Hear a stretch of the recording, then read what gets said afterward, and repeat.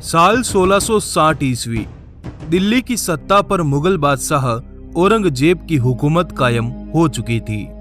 औरंगजेब के काल में मुगल खजाने की बढ़ोतरी के लिए किसानों पर भारी कर लगा दिए गए।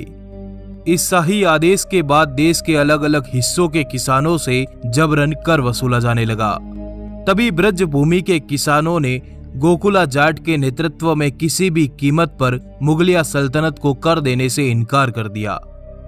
दिल्ली के तख्त को अस्वीकार करने पर औरंगजेब ने गोकुला जाट को कैद करने के लिए भारी सेना के साथ ब्रज भूमि पर चढ़ाई कर दी, लेकिन वह गोकुला को कैद करने में नाकाम रहा। औरंगजेब ने लगातार 3 बार ब्रज भूमि पर आक्रमण किया, पर जाटों से हर बार उसको शिकस्त मिली।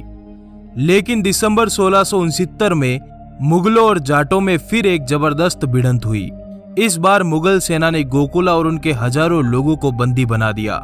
ये सभी बंदी आगरा लाए गए, जहां इन्हें आगरा के बीच चौराहे पर कई टुकड़ों में काट दिया गया।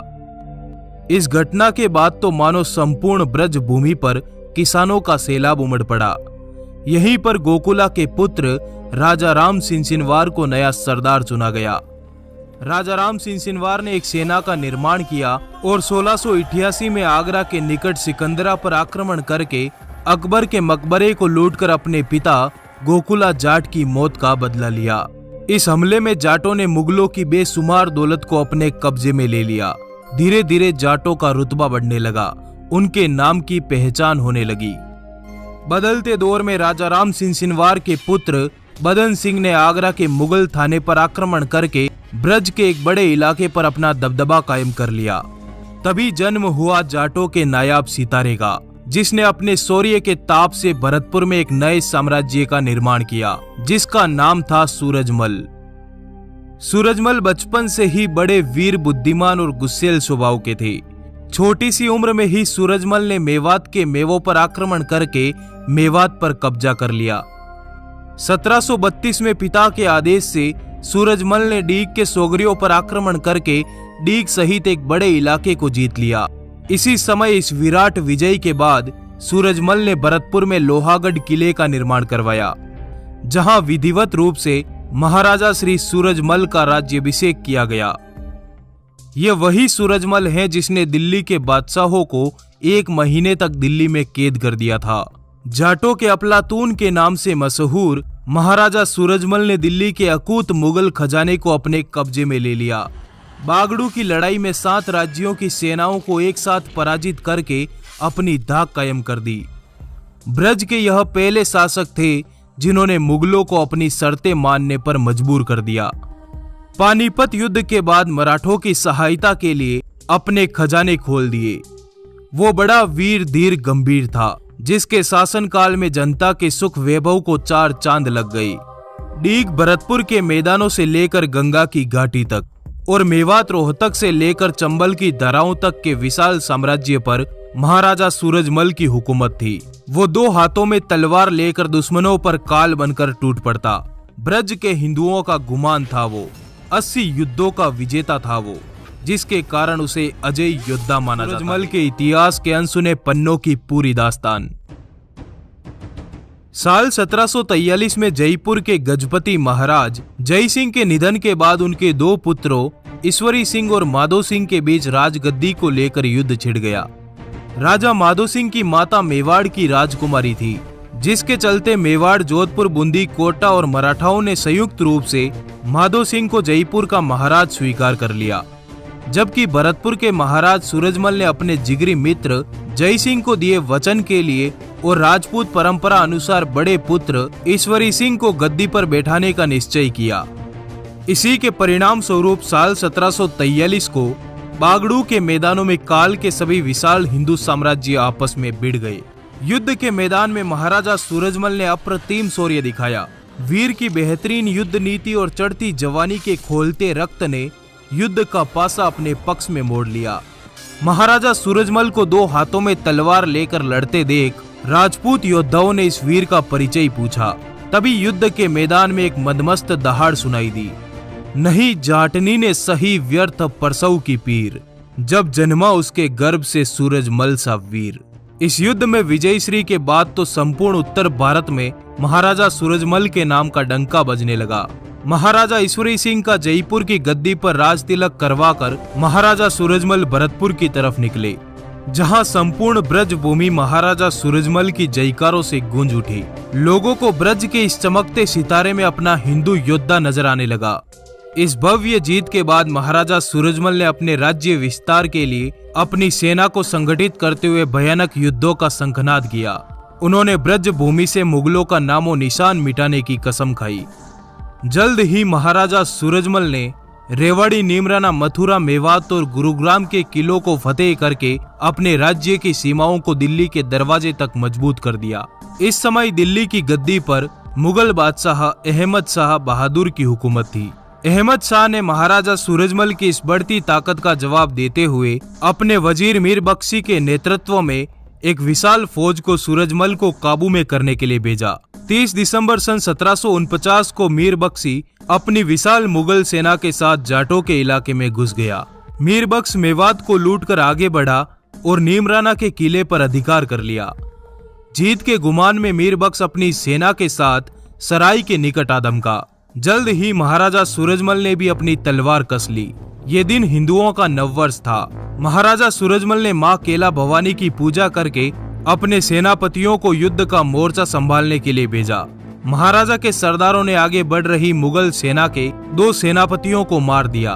तभी महाराजा सूरजमल भी अपनी सेना के साथ मैदान में उतर गए।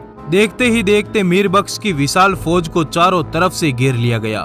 मीर बख्श की संपूर्ण सेना अब सूरजमल के वश में थी। 3 दिन तक महाराजा ने मीर बख्श को घेरे रखा। अंत में उसने घुटने टेक दिए और जाटों के इलाके खाली करने के साथ हर्जाना देने का भी वचन दिया। सूरजमल की मुगलों पर प्रचंड जीत की ये खबर संपूर्ण राजपुताने में फैल गई। सर्वत्र सूरजमल के नाम का रौब पड़ने लगा, क्योंकि सूरजमल ने आज दिल्ली के तख्त को झुका दिया था। वीर की इस बढ़ती ताकत ने सेना में जोश भर दिया। इसी समय दिल्ली के बादशाह अहमद शाह ने अपने वजीर सफदरगंज को पद से हटाकर उसकी सभी जागीरें जब्त कर ली। सफदरगंज ने अपने एहसान फरामोश बादशाह को सबक सिखाने के लिए अपने अजीज मित्र सूरजमल से सहायता की गुहार की। मित्र की पुकार पर मई सन 1553 में महाराजा सूरजमल ने दिल्ली पर चढ़ाई कर दी और दिल्ली के नवाब गाजीउद्दीन की सेना पर प्रचंड आंधी के समान टूट पड़े। सूरजमल के प्रकोप से बचने के लिए गाजीउद्दीन युद्ध का मैदान छोड़कर भाग गया। छात्र धर्म की धरती वीर जना करती हैं। तलवार हो सूरजमल सी, वो दिल्ली फतेह करती हैं। 9 मई से 4 जून तक जाटों ने पुरानी दिल्ली में अपनी मनमर्जी चलाई। 16 मई को तो उन्होंने वहां खूंखार तरीके से उधम मचाई। दिल्ली की जर्जर बादशाहत किले में कैद हो गई। उनमें अब सूरजमल की सेना से टकराने की ताकत नहीं रही। इस दिन को इतिहास में दिल्ली विजय के नाम से जाना जाता है। अंत में खान सफदरगंज को अवध और इलाहाबाद की जागीरें वापस लौटा दी गई। तब जाकर सूरजमल का क्रोध शांत हुआ। दिल्ली की हार का बदला लेने के लिए नवाब गाजीउद्दीन ने दक्षिण के वीर मराठाओं को राजा सूरजमल के खिलाफ भड़काना शुरू कर दिया। उसने मराठा सरदार मल्हार राव होलकर को सूरजमल पर आक्रमण करने के लिए न्योता दिया, जिसके परिणाम स्वरूप मल्हार राव ने अपनी सेना के साथ कुम्हेर के किले पर चढ़ाई कर दी। तभी कुम्हेर के किले के तोपचियों ने तोप चला दी, जिससे मल्हार राव के वीर पुत्र खंडेराव शहीद हो गए। अपने पुत्र की मृत्यु के शोक की आग में मल्हार राव गुस्से से तप उठे। उन्होंने अपनी सेना को आगे बढ़ाया। तभी सूरजमल की रानी हंसिया देवी ने जियाजी राव सिंधिया को पत्र भेजा। इस पत्र के बाद मराठों और जाटों में मित्रता स्वरूप संधि हो गई। तय हुआ कि हिंदू राज्य आगे साथ मिलकर रहेंगे, आपस में टकराव नहीं बनाएंगे। अब भारत की स्थितियां काफी बदल चुकी थी। कोई समय क्रूर और मजबूत कहा जाने वाला मुगल साम्राज्य इस समय काफी कमजोर हो चुका था। दिल्ली की सत्ता पर मुगल बादशाह आलमगीर द्वितीय की हुकूमत थी।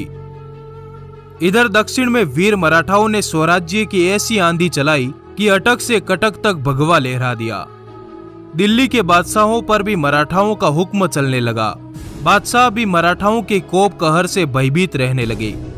मराठा साम्राज्य इस दौर में भारत की एक नई ताकत बनकर उभरा। इसी समय काबुल का बादशाह अहमद शाह अब्दाली ने दिल्ली पर भयंकर आक्रमण करके दिल्ली को जीत लिया। इधर मराठाओं ने पेशवे सदाशिवराव भाऊ के नेतृत्व में विशाल सेना अब्दाली को भारत से खदेड़ने के लिए भेजी। भाऊ पेशवा ने जल्द ही जवाबी हमला करते हुए दिल्ली को जीतकर केसरिया ध्वज लहरा दिया। तभी भाऊ ने दूसरे हिंदू राज्यों से अतिरिक्त सैनिक सहायता की मांग की। भाऊ की एक पुकार पर भरतपुर के महाराजा सूरजमल अपनी संपूर्ण सेना के साथ भाऊ की मदद को पहुंच गए। उन्होंने भाऊ को तन मन धन से मदद करने का वचन दिया, पर युद्ध से पहले ही भाऊ साहेब और महाराजा सूरजमल के बीच मतभेद हो गया, जिसके परिणाम स्वरूप महाराजा सूरजमल अपनी सेना लेकर वापस भरतपुर लौट गए। इसके बाद जनवरी सन 1761 को पानीपत के मैदानों में भयंकर युद्ध हुआ। एक तरफ अफगानियों की अत्यंत विशाल सेना, जिसमें मुगल सेना भी शामिल थी, दूसरी तरफ अकेले मराठे। दुर्भाग्य से इस युद्ध में मराठों की पराजय हुई। इस युद्ध के बाद हारे हुए मराठा वीरों के लिए महाराजा सूरजमल ने अपने किले के द्वार खोल दिए। घायल मराठा सैनिकों की मदद के लिए महाराजा सूरजमल ने अपने खजाने से 10 लाख रुपए की सहायता की। मराठाओं की दवाई खाने और कपड़ों का पूरा इंतजाम किया गया। इधर पानीपत में अफगान और रोहेलों की जीत जरूर हुई, पर मराठाओं ने उनकी कमर तोड़ दी थी। तभी महाराजा सूरजमल ने अपनी सेना तैयार करके आगरा को फतेह कर लिया। आगरा के किले को जीतने के बाद महाराजा ने हरियाणा के बलूचियों पर दावा बोलकर वहां के नवाब को कैद कर दिया। हरियाणा के फरुख नगर को जीतकर अपने पुत्र जवाहर सिंह को वहां का सरदार नियुक्त कर दिया। सूरजमल ब्रज की पवित्र धरा से मुगलों पर प्रकोप बन चुके थे। आगरा से लेकर दिल्ली दरवाजे तक सूरजमल के नाम की तूती बोलने लगी। दिल्ली के रोहेला सरदार नजीबुद्दौला ने सूरजमल के राज्य की सीमाओं को मानने से इनकार कर दिया, जिसके बाद एक बार फिर महाराजा सूरजमल ने दिल्ली पर कूच कर दिया। नजीबुद्दौला को अहमद शाह अब्दाली का पूरा समर्थन था। सूरजमल के दिल्ली कूच की खबर सुनकर उसने एक बार फिर अहमद शाह अब्दाली से मदद मांगी। नजीब ने अपनी सेना को तैयार करके दिल्ली के चारों ओर के फाटक बंद कर दिए। इधर महाराजा सूरजमल के एक आदेश पर 10 गांवों के जाट एक होकर महाराजा की सेना में शामिल होकर दिल्ली को घेर लिया। जाटों की सेना दिल्ली के निकट यमुना और दोआब के मैदानों में थी और शाही सेना दिल्ली नगर की 4 दीवारी के अंदर थी।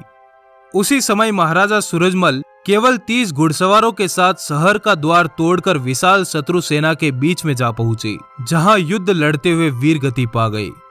महाराजा की मृत्यु के बारे में इतिहासकारों के अनेक अलग अलग मत हैं, पर जो भी हो 56 साल की उम्र में हिंद धरा का वीर सपूत दुनिया से विदा हो गया। हिल गया गगन, झुक गया जहां सारा, लड़ता रहा स्वाभिमान के लिए, पर कभी न झुका सूरज हमारा। एक सामान्य धरा से उठकर महाराजा ने एक विशाल साम्राज्य का निर्माण किया। उसके राज्य का खर्च 60 लाख सालाना था, जबकि उसका राज्य 2 करोड़ की आमदनी का था। अपनी मृत्यु के समय उन्होंने 10 करोड़ का खजाना राजकोष में छोड़ा था। उसकी सेना में प्रत्येक जाति का सैनिक लड़ता था। उसके किले को आज तक कोई नहीं जीत पाया। छोटे बड़े 80 युद्धों का विजेता था वो परम स्वाभिमानी कृष्ण भक्त था, जिसको गायों से अत्यंत प्रेम था, जिसने अनेकों मंदिरों का निर्माण करवाकर खुद को इतिहास के पन्नों में अमर कर दिया। महाराजा सूरजमल के बाद जवाहर सिंह जटवाड़ा साम्राज्य के राजा बने। धन्यवाद दोस्तों, इस वीडियो को लाइक जरूर करें। आपका आभार, धन्यवाद, जुड़े रहिए।